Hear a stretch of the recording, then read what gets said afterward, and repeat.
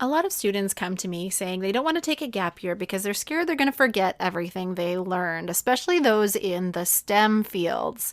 So I decided to get to the heart of this and talk to a first year math professor. So on this podcast, he will talk about what he notices in his first year students and what it means to take a break and what that does for your first year studies. Really interesting interview. Take a listen.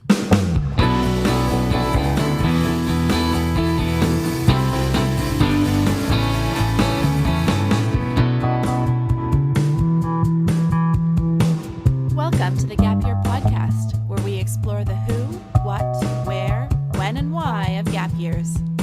It's real people sharing their stories, ideas, and experts diving deep into how you can make the right decisions in order to have a meaningful gap year. This is the place to be no matter where you are on your gap year journey. I'm Michelle Dittmer, your resident gap year expert. Let's jump right in.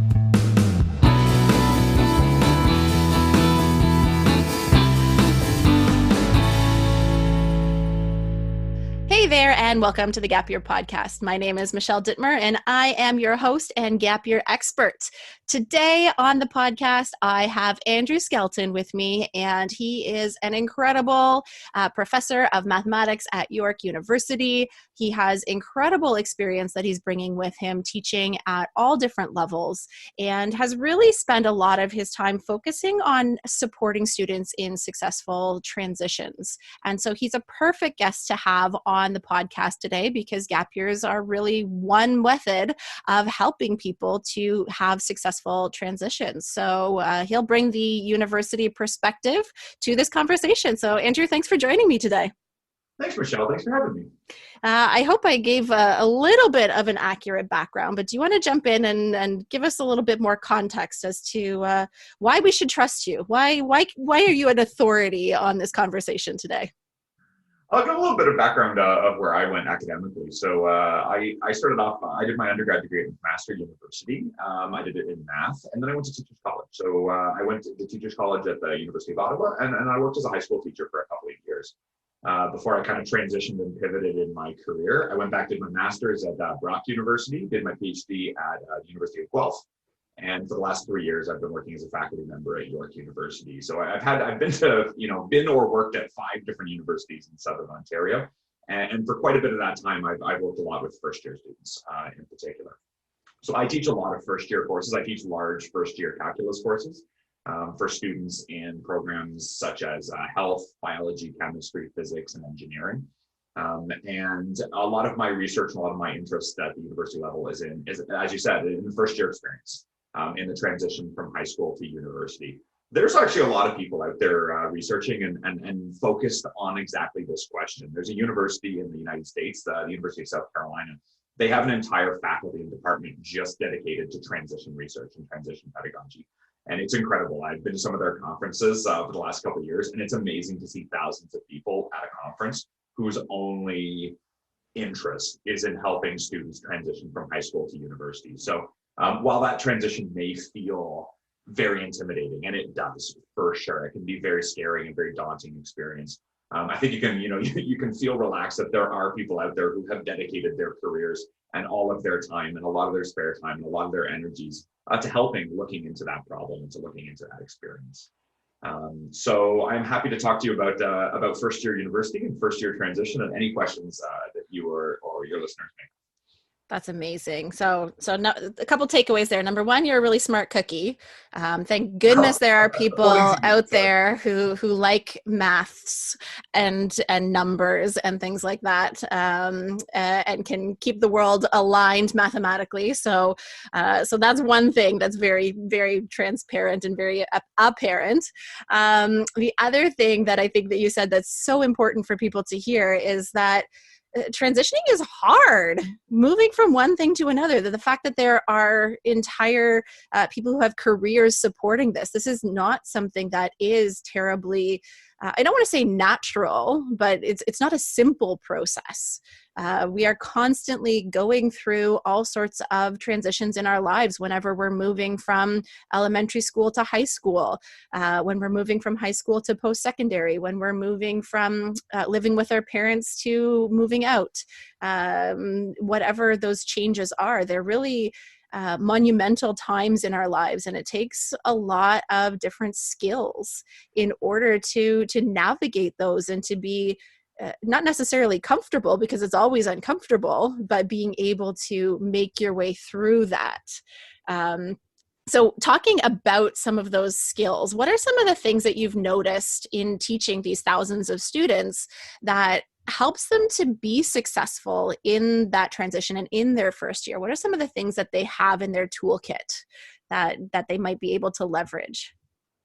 Well, it's interesting that you mentioned discomfort, right? You mentioned discomfort with this, and this discomfort happens. You know, you were talking about transitions, and I love that you brought up different transitions that people experience as well. Because when I go to some of these conferences and talk to some of my colleagues in this field, they often talk about other transitions you don't think about, even transition from first year to second year university, or from undergrad to graduate, or from your undergrad to a professional career. And it's really interesting to see all these transitions. But I love that you talk about being uncomfortable. Right. And I think one of the best things you can embrace is being comfortable with being uncomfortable. And I think that's one of the skills that the students develop in first year that may seem underrated. But a lot of students, they don't feel comfortable with being uncomfortable. They don't feel comfortable with the fact that they may struggle with some parts. You know, perhaps they've never struggled before. Perhaps they haven't really struggled in high school. They haven't really been through that challenge before. And it can be very, very difficult to lean into being uncomfortable. And so I try to say that all the time. You know, I have made mistakes in class. I have made mistakes in front of 1,000, 1,500, 2,000 students. You know, you should come down to the board and see how the big boys do it, right? Making a mistake in front of that many people is okay. And it's okay to address that. It's okay to be comfortable with that. And what follows next is making a plan to overcome, you know, your particular challenges. We're all unique. Right now I'm teaching a class that's got 1,250 students in it, and every student's unique. Every student faces different challenges. Every student's got different strengths and different obstacles to overcome. And being comfortable with what your personal challenges and your personal strengths as well, so that you can harness those and you can make a plan to overcome them a little bit. I think those are great. And I like that you say that they're underrated, because they're not the skills that you put on your resume. You don't write down, I'm okay being uncomfortable. You don't write down that I am self-aware and I know my strengths. Those aren't things that society tells us we should value. And yet there's some of the strongest skills that we can have to navigate change and uncertainty. And definitely with the pandemic, we're being taught how important it is to flex those muscles, and we're getting lots of practice, which I think is so important for students to hear, that those skills are equally valuable, if not more valuable, even when you don't write them on a resume. Because sometimes we set up a checklist of things that we think we need in life. I need my university education. I need to get a job. I need to have volunteer experience. And as somebody who's hired a lot of recent grads, I skip over a lot of those pieces of the resume, those check boxes, because sometimes they're just that. And I'm looking for that self-awareness, and I'm looking for the fact that they've been able to overcome challenges in their life. And I think a gap year is a really great way to start to practice some of those skills and to make space for trial and error, and doing it in a low risk situation, and learn that self-awareness in a way that the outcome isn't contingent on passing or failing a course, or it isn't contingent on failing in front of your peers. You can do that in a very controlled way, and limit the risk while still learning about yourself and still learning to be uncomfortable and to navigate that, which I think is such a powerful opportunity to give yourself by taking that gap year. Well, I think you actually mentioned something. You mentioned two things interesting. I'm gonna jump on one first. You said that these are things that we don't put on our resume.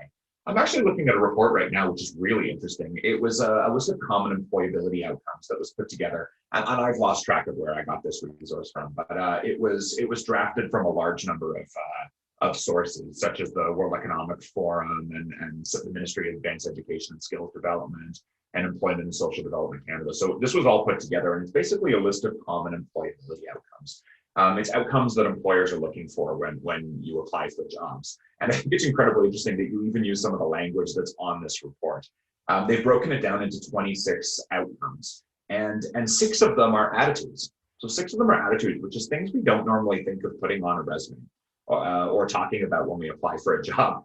And one of them is literally self-awareness. One of them actually says self-awareness. It is considered one of the 26 outcomes that employers are looking for. And so the description says it includes the ability to acknowledge and reflect on personal strengths, areas for development, values, limits, feelings, motivations, and biases. And then another one is persistence, right? Another one is persistence as well. So sustaining interest and effort and motivation to persevere in accomplishing a task or a goal. These are actually skills that employers are looking for. And this is not necessarily something you're going to develop as part of a curriculum for a course, neither in high school nor in university. It's a hidden curriculum. It's the skills that you need to develop during your university experience. And so all of these experiences you mentioned, the check boxes on the resume, all of those things are incredibly valuable. But what is more valuable is identifying what you've learned from those experiences and how you've developed and how you've grown from those experiences. Yeah. And I was at a conference actually last week, and Mark Beckles, who is the head of RBC's youth initiative. So they've got lots of resources at their disposal. And he was talking similarly about what employers are saying in 2020. They're saying that, yes, we're moving to a world where the STEM fields are really important. But the employers what they're saying is, that's our expertise. That's what we do as a company. We can train you how to code. We can train you what artificial intelligence is all about. We can train you on those hard skills, but we cannot give you those soft skills or those transferable skills. So that's what they're actually screening for when they're interviewing. It's not how well can you code. It's, can you problem solve? Do you know what your strengths are? And it's a stronger message that we're hearing surge in so many different conversations now when it comes to job readiness or workplace readiness or even life readiness. Like this is the school of life that goes along with some formal education, and there's lots of ways that you can develop these skills. So if a student maybe doesn't feel that they've really got a strong hold on some of those things, do you have any ideas of ways that they can develop those skills, that resiliency, that problem solving, that self-awareness, anything that you've seen or you've recommended to students who've come in with a little bit of a deficit in this area? Yeah, so that's kind of an interesting two-part question. I was chatting with one of my peer leaders. As part of my job, I manage a very large team of peer leaders who help do peer support for students, for first-year students in a variety of settings, like as mentors, as tutors, as supplemental instruction leaders, which is a whole other 1-hour podcast we can talk about. And she was talking about how she was struggling to find a professor where she could do a research experience with. She's a biology major. She wanted to work in a lab, and she wanted to because she felt like she needed that to round out her experiences. And so we were chatting on Zoom just yesterday, in fact, and we were chatting about, okay, well, what other experiences do you have? Why do you feel like you need this to round out your experience? She said, well, some of my friends have worked in a lab, and I feel like that's just something you have to have on your resume. And so we started talking about what skills she might develop by being part of that lab. And we started identifying some of these exact skills that we've been talking about. And she started talking about some of the other things she's done that were incredibly interesting and incredibly unique to her. She had, I won't speak too detailed about her because she was a human being, a real human being. So I don't want to, out her experiences, but she had done some really unique things in her past. And some of those things were in high school. Some of those things were in the summer before university. Some of them were in undergrad.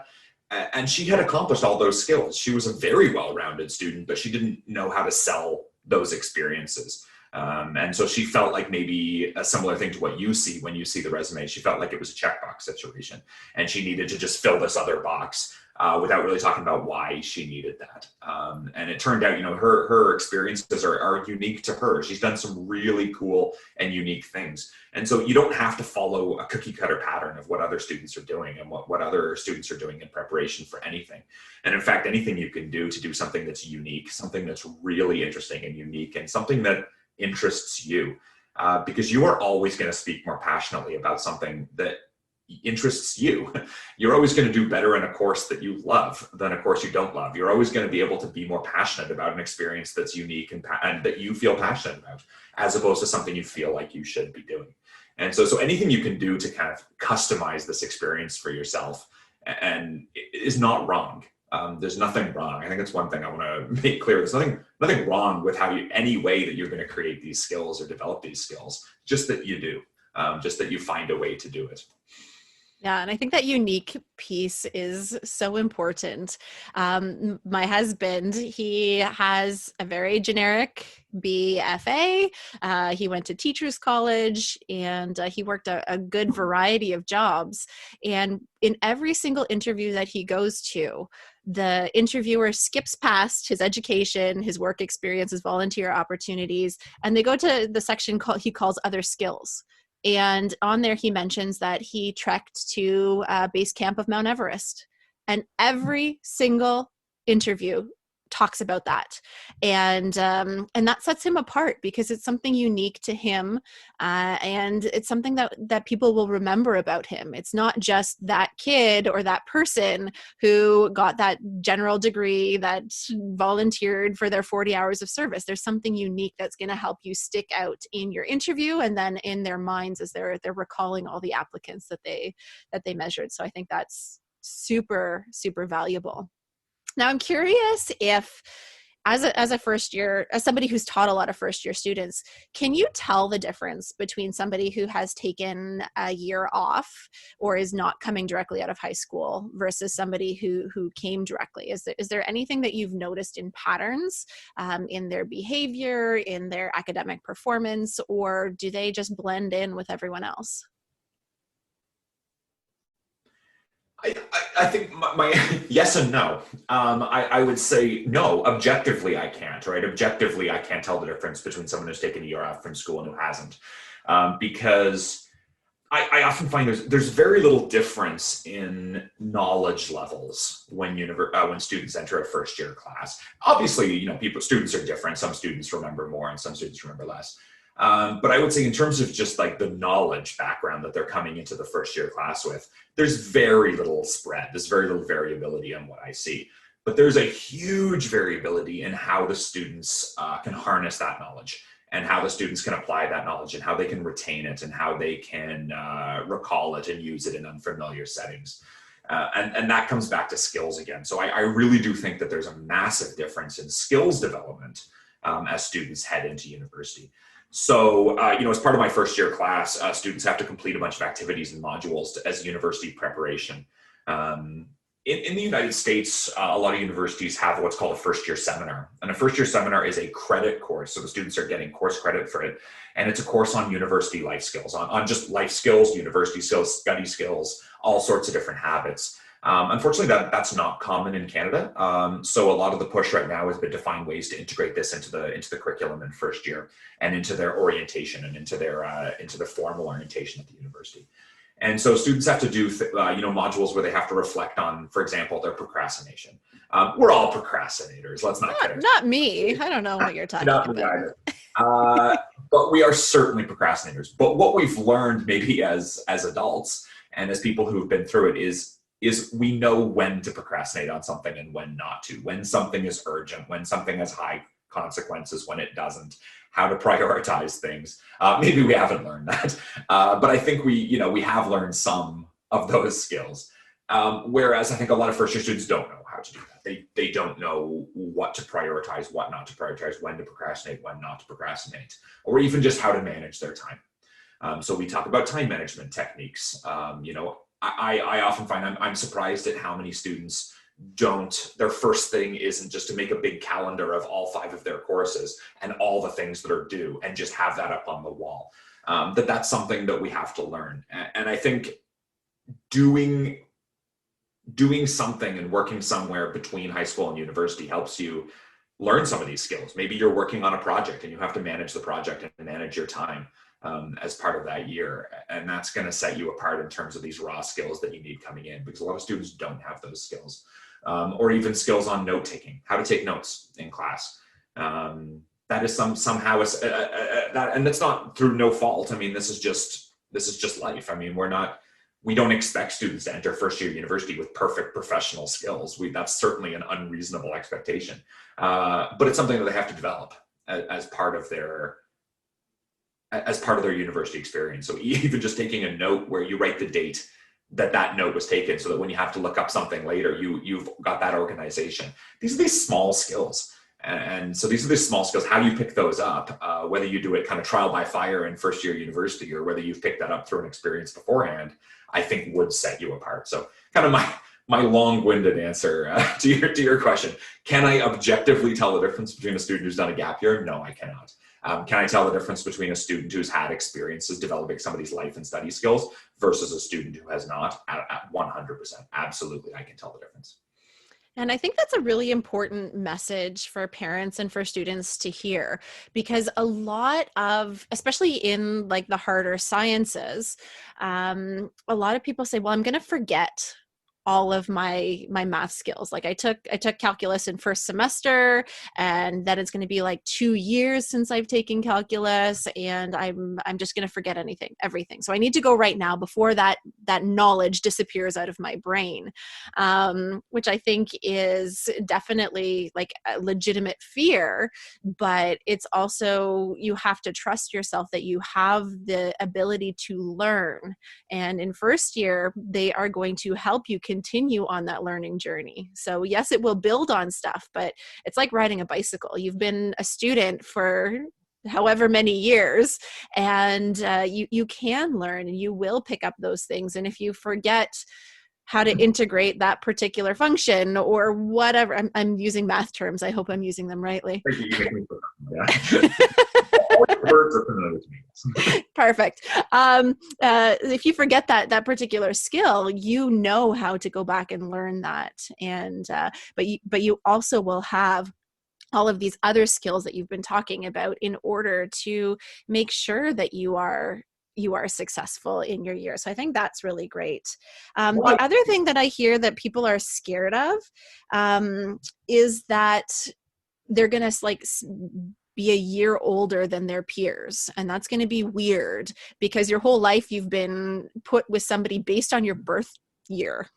And then all of a sudden you're in a different birth year. And I just want to reassure people that in first year courses, you will have people that are 17, you'll have people that are 18, 19, 20, 30, 40, 50 in those programs. And when you sit down beside them, you're all in the same boat, and nobody's going to look at you and say, you are 1 year off. You are weird. There's no neon sign that's going to be over top of your head. You're going to fit just right in with your peers. Well, both of those points are excellent. I mean, I would have absolutely no idea how old a student is in their class. I was talking to one of the students in my class before, and we were just, it's a first year class, it's a first year calculus class. She was on the Zoom call, and it turns out she already had a degree.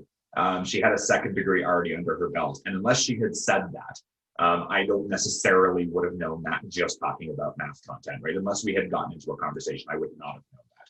And you're right, there are mature students in the class, but can I tell the difference between a first year student who's 17, 18, and 19? Absolutely not. I have absolutely no ability to tell the difference there whatsoever. And in fact, many 17-year-olds in the class are sometimes more mature than 19-year-olds. It's all about your skill development. It's all about who you are. I would have no ability to tell that whatsoever. I've had first year students working for me as research students that have done a better job than fourth and fifth year students. It all depends on your own development. So your first point was interested in me too, because you were talking about taking 2 years off from math and not knowing the content anymore. You're not going to know the content after that much time. It's use or lose it, right? It is absolutely use or lose it. There are lots of formulas that I don't know. For example, we often do questions when we're talking about things that rotate, things that are rotational, that involve finding for colloquially the area of a pizza slice.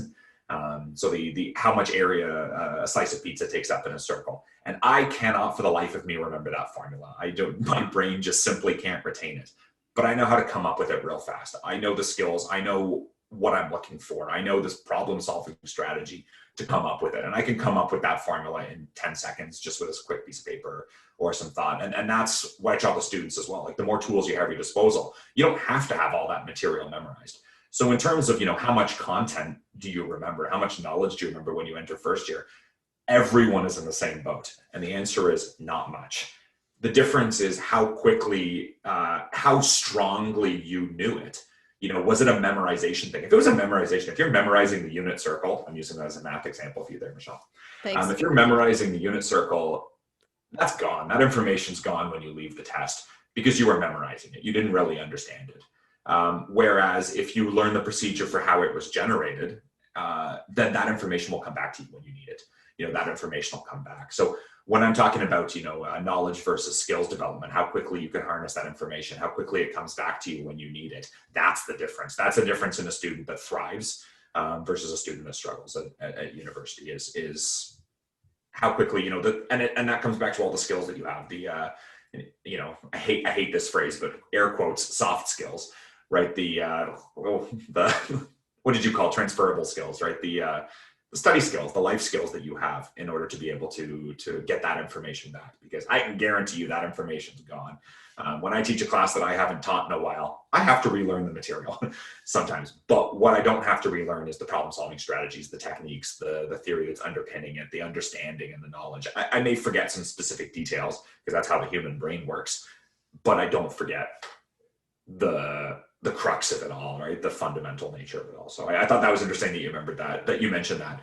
I don't think there's a big difference in a student who's taken high school 2 years ago versus a student who's literally just come out of their high school calculus class and are heading straight into my class. I think there's zero difference whatsoever with what knowledge they inherently come into. The big difference is how quickly they can make those connections and connect some old ideas together when they're re-exposed to it. Fascinating. So I'm not the only one saying this. This is really reassuring for me that I am saying things that are true to people, because I know that is a huge concern for a lot of students. So thank you for clarifying what you're seeing. Now, I know another big fear for students is that they're going to be disadvantaged by applying after a year or asking for a deferral, that the university is going to frown on taking a pause. So I'm curious if you could comment on that. Do the universities give you a strike one before you even start if you've taken a gap year? No, I comprehensively, I can say the answer is no. There's no benefit or trying to think of the opposite word of benefit now. Detriment, right? There's no knocks against you if you've taken a year off after school. There's no consideration to that whatsoever. Okay, that is very cut and dry, which I think is really important for people to hear, because I say it all the time, and I think people doubt me when I say that, because it is something different than a lot of your peers, and different is sometimes bad, and different is sometimes good, and in this case, different is absolutely neutral. So the universities, they aren't going to penalize you in any way when it comes to that. I can imagine the only place where you might benefit, I would say for 99% of you applying for programs where the only deciding factor for admission is grades, it definitely doesn't matter. I imagine 1% of you might be applying for more specialty programs somewhere that require a supplemental application or some sort of additional, that your admission is based not just on grades, but on some sort of additional criteria as well. In those situations, you would probably benefit from the extra year. You would benefit from the extra experiences and what you could write about. But it certainly would not be a knock against you. I think there would be a mild benefit to applying to those programs. But for the vast majority of the programs, you're applying to do history at a university, you're applying to do biology, you're applying to an engineering program. It makes no decision, no impact. No impact. Fantastic. Okay, so we have covered a ton. We've covered what it takes to be a successful first year student and how you can develop some of those skills through very unique experiences. And we've talked about how your university you won't know any different, or your professors won't know any different, or the admissions team isn't going to look at you any different if you do take that time off. And I think it's really reassuring to know that, because it is an unfamiliar world with a new set of rules. And sometimes we can apply our own assumptions into this place instead of actually doing the research and understanding how it's going to impact us moving forward. So this conversation has been incredibly clarifying, and I know the listeners will really benefit from all of this incredible insight and your expertise specifically around transitions for young people. So, Andrew, thank you so much for joining me on the podcast today. I really appreciate it. Well, thanks for having me, Michelle. It was a lot of fun. I enjoyed it.